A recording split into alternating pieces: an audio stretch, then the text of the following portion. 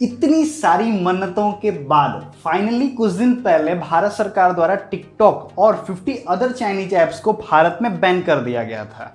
लेकिन बीते कुछ दिनों से आ रही खबरों के बारे में अगर बात करें तो ऐसा लगता है कि शायद टिकटॉक आपको भविष्य में भारत में देखने को वापस मिल जाए। अब कैसे बताएंगे आपको आज के इस वीडियो में। नमस्कार दोस्तों, मेरा नाम है नीरज और आप देख रहे हैं फैक्ट ड्रॉवर।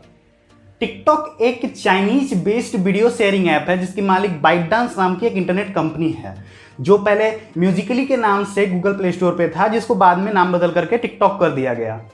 अक्रॉस वर्ल्ड करीब इसके 2 बिलियन यानी कि 200 करोड़ से भी ज्यादा डाउनलोड्स हैं, जिसमें से 60 करोड़ तो सिर्फ इंडियन हैं। अगर आप इसके बैन की बात करोगे तो इसके बैन होने का कारण इसके कंटेंट क्रिएटर्स या फिर इसका कंटेंट नहीं था। इसके पीछे बैन होने का कारण चाइना की पॉलिसी थी। अब क्योंकि चाइना की पॉलिसी इतनी स्ट्रिक्ट है या फिर कहें कि एक नॉन डेमोक्रेटिक टाइप की पॉलिसी है, जहां पर भले से ही कंपनी आपकी हो लेकिन चाइनीज कम्युनिस्ट पार्टी के मर्जी के बिना आप अपनी कंपनी का 1 रुपया तक कहीं इन्वेस्ट नहीं कर सकते हो। और इस कंपनी की पॉलिसी की वजह से ही, अगर आपने याद होगा, मैंने आप वीडियो बनाया था हांगकांग के न्यू लॉ के ऊपर, आपको वहां से एक आइडिया हो जाएगा कि आखिर चाइना की पॉलिसी काम किस तरह से करती है। अगर आपने अभी तक वो वीडियो नहीं देखा तो एक बार जाकर के वो वीडियो जरूर देखिए, लिंक आई बटन और डिस्क्रिप्शन बॉक्स दोनों में दे रखी है। और इसी पॉलिसी की वजह से चाइनीज सरकार अगर किसी भी कंपनी, मैं टिकटॉक की बात नहीं कर रहा हूं, मैं टिकटॉक सहित अन्य कई कंपनी जो चाइनीज बेस्ड कंपनी हैं उनसे अगर वो डाटा एक्सेस के लिए कहेगी तो वो कभी भी उस पर रोक नहीं लगा सकते, क्योंकि पॉलिसी के अंतर्गत उन्हें वो डाटा एक्सेस चाइनीज गवर्नमेंट को देना ही होगा। और किसी भी कंट्री का डाटा कितना मायने रखता है ये आपको बताने की जरूरत नहीं है। और वैसे भी खास करके इस कंडीशन में जब आपको मालूम है पिछले कुछ दिनों से चाइना और इंडिया के बीच कोई बहुत अच्छे रिलेशन नहीं चल रहे हैं, जिसकी वजह से अगर हमारा डेटा किसी और कंट्री के पास अनऑथराइज्ड रूप से जाता भी है तो वो कहीं ना कहीं एक गैर कानूनी काम होगा, जिसकी वजह से इन्हीं चीजों के कारण इन 59 ऐप्स को बंद कर दिया गया था। क्योंकि जब चाहे तब Chinese party, Chinese communist party या कहें चाइनीज कम्युनिस्ट गवर्नमेंट इनसे कुछ भी मांगे तो ये उन्हें मना नहीं कर सकती थी। तो एक बात तो क्लियर है, जब तक ये कंपनीज चाइना से ऑपरेट होंगी, जब तक इनका डाटाबेस चाइना में होगा, भारत में ये कंपनीज दोबारा कभी नहीं आ सकती, इस जन्म में तो कभी नहीं। लेकिन क्या हो अगर इनका डाटाबेस सेंटर ही चाइना से शिफ्ट होकर किसी और कंट्री में चला जाए तो? इसके बारे में आपको बताते हैं।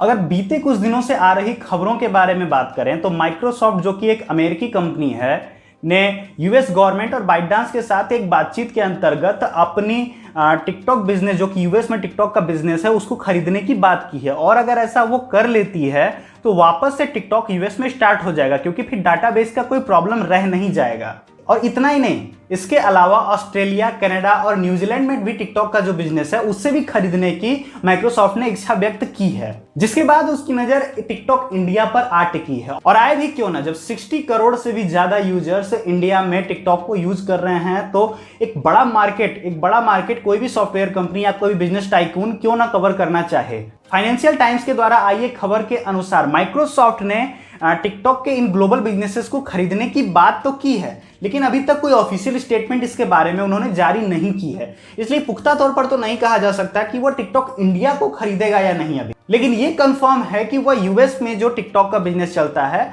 उसे इन फ्यूचर वो अडॉप्ट कर लेगा।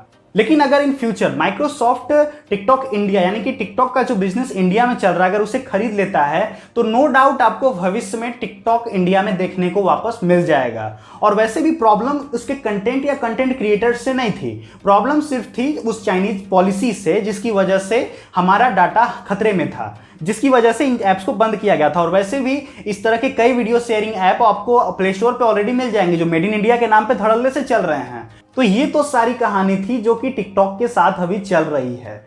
लेकिन अब बात करते हैं कि क्या सच में टिकटॉक का कंट्री में वापस आना मायने रखता है, या फिर इसके जैसी जो अदर भी वीडियो शेयरिंग ऐप हैं क्या वो जरूरी हैं, या फिर उनमें कुछ बदलाव भी करने चाहिए सरकार को। टिकटॉक भी एक प्लेटफॉर्म है, जैसे यूट्यूब एक प्लेटफॉर्म है, सेम टिकटॉक एक प्लेटफॉर्म है। लेकिन बात यहां पर आती है कि YouTube में एक आपको पॉलिसी देखने को मिलती है कि अगर एक YouTube फॉर किड्स, यानी कि अगर एक बच्चा देख रहा है तो उसको क्या देखना चाहिए, एक अडल्ट देख रहा है तो उसको क्या देखना चाहिए।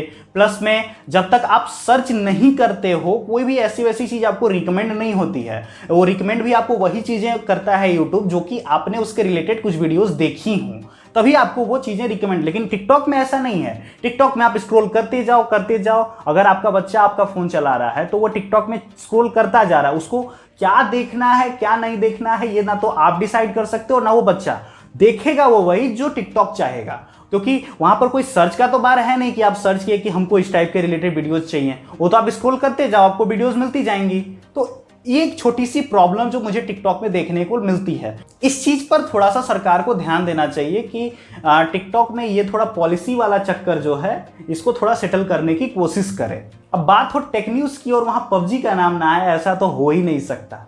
पिछले कुछ दिनों से सोशल मीडिया पर मैं कुछ खबरें पढ़ रहा था जिसके अंतर्गत पता चला कि पबजी को हो सकता है कि भारत से बैन कर दिया जाए। लेकिन मुझे नहीं लगता, क्योंकि पबजी एक कोरियन कंपनी है और उसका सिर्फ टेंसेंट नाम की जो चाइनीज गेमिंग कंपनी है उसके साथ एक कोलैबोरेशन है। तो मे बी अगर वो इन फ्यूचर बंद भी होता है तो सिर्फ वो कोलैबोरेशन की वजह से बंद होगा, क्योंकि उसका चाइनीज कंपनी के साथ जो लिंकअप है उसकी वजह से बंद होगा। तो उसकी कोई बड़ी प्रॉब्लम नहीं है, क्योंकि अगर ऐसा होता है तो सिर्फ टेंसेंट ही एक चाइनीज कंपनी नहीं है। इसके अलावा इलेक्ट्रॉनिक आर्ट्स और गेमलॉफ्ट जैसी और कई कंपनीज हैं जिसके साथ पबजी कोलैब कर सकता है और वापस से फिर वो इंडिया में आ जाएगा। तो पबजी को लेकर के कोई बहुत ज्यादा टेंशन वाली बात नहीं है, खास करके पबजी खेलने वाले लोगों के लिए। तो फिलहाल आज का ये वीडियो तो यहीं तक था, और अगर आपको वीडियो अच्छी लगी हो तो वीडियो को लाइक किए बिना मत जाइएगा। साथ ही कमेंट बॉक्स में अपनी राय जरूर दीजिएगा और चैनल को सब्सक्राइब करके बेल आइकन प्रेस जरूर कीजिएगा। हम ऐसे इंफॉर्मेटिव वीडियोस आपके लिए लाते रहते हैं और मिलते हैं अगले वीडियो में। तब तक के लिए मैं आपका दोस्त नीरज और आप देख रहे थे फैक्ट ड्रॉवर।